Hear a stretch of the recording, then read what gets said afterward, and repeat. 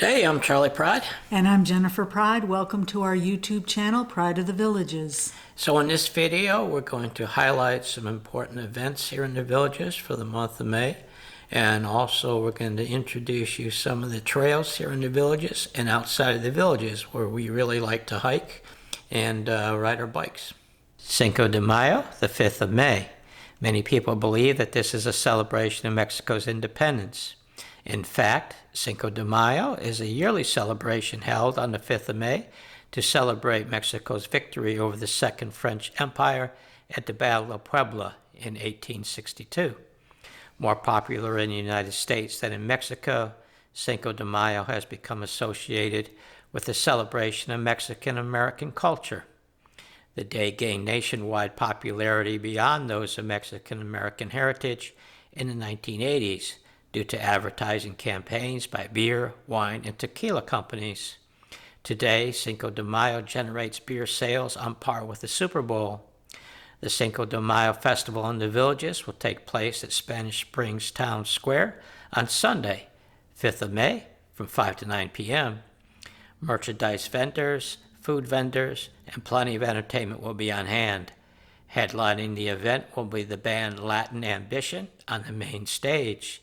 Additionally, there will be a smaller celebration at Sawgrass Grove on the southern end of the villages, also on 5 May from 3 to 9 p.m.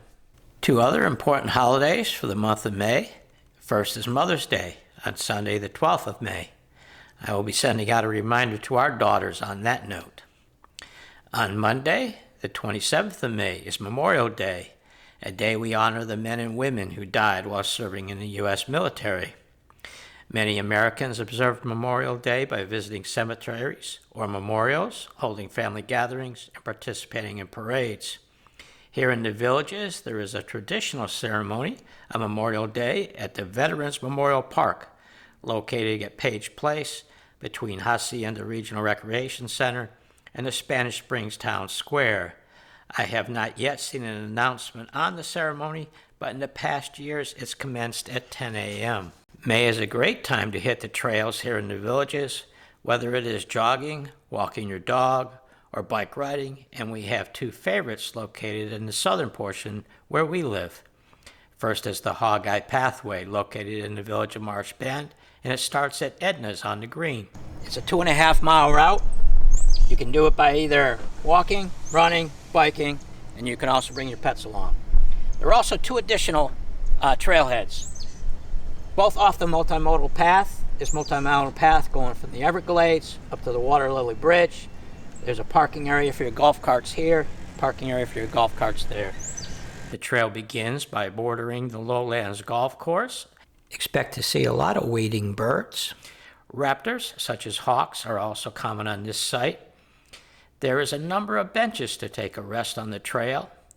Sherman foxtail squirrels like to hang out around the big oak trees. When you get to the Marshview Pitch and Putt, look out for the small gators in the ponds. The end of the trail are the parking lots at the Cattail Recreation Center, Lowlands Golf Course, and the Marshview Pitch and Putt. The second path we like to bike is the one that leads from the Chitty Chatty Bridge to the Citrus Grove Recreation Center. Now you can start at the bridge or pick up the trail at the Chitty Chatty Recreation Center.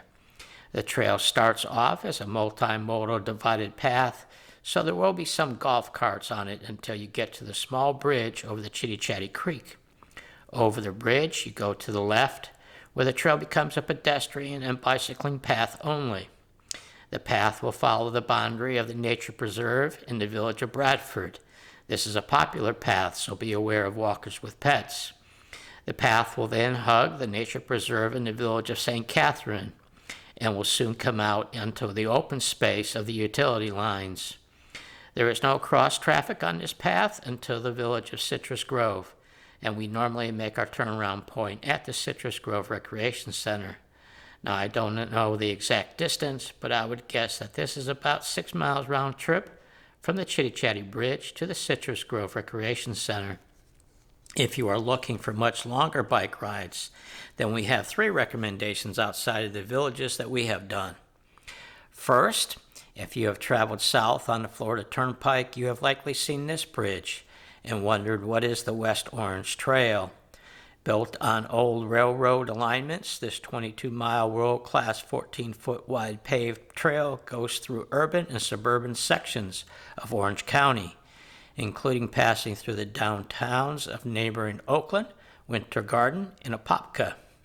We like to start the trail at the Killarney Station, which is located just off of Highway 50, west of the Turnpike and close to the new Costco. Killarney Station is only a 35-minute drive from our house in the Villages and is mile marker 0 for the West Orange Trail. There are a number of signs that direct you to the parking lot. Now, if you do not have a bike or you cannot transport your bike, there is a vendor on site. Bikes and Blades has a wide variety of bikes that can be rented to include e-bikes. They also have other concessions to help with your journey. Jennifer and I found this trail to have a lot of activity on it, from walkers, rollerbladers, and of course a variety of bicyclists. There are some crossroads, so be mindful of them, especially when going through the small towns.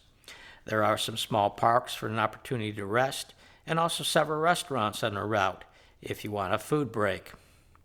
The second trail to mention is located just south of Claremont, and that is the Van Fleet Trail. If you are looking for a flat, straight trail with almost no cross traffic, then the Van Fleet Trail runs 29 miles through some of the most rural and undeveloped land you'll find in Florida. This is an old railroad bed that goes through the 100,000-acre green swamp. There are several trailheads for entry, and they have parking, picnic tables, maps, bathrooms, and water. There are a number of bridges on the trail with wildlife viewing. Expect to see alligators. There are also a few farms where the animals may be grazing on the side of the trail. The trail does have some good shade, and we went during the weekday. We pretty much had the trail to ourselves. So if you're looking for a biking trail that is totally flat and straight as an arrow to get up some good speed, then the Van Fleet Trail meets that billing. However, if you are looking for some hills in your bike ride, then you need to head north to the Gainesville area, and the Gainesville-Hawthorne State Trail is a good one.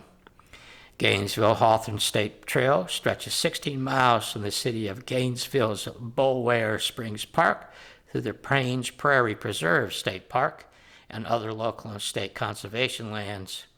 This trail is located at the northern side of Paynes Prairie State Park.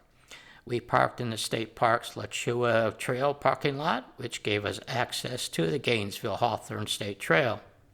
I will say that for Florida being so flat, the biking trail was a challenge for the amount of hills and curves, as this video shows.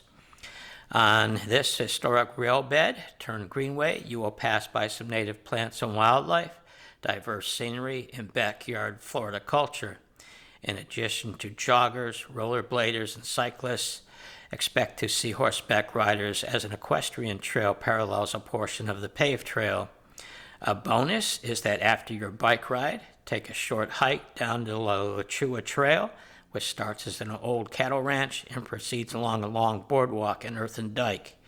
Here you will see a large number of very big alligators in their natural environment. So that's all for this video. We wish you a great day wherever you are, and we'll see you on the next one.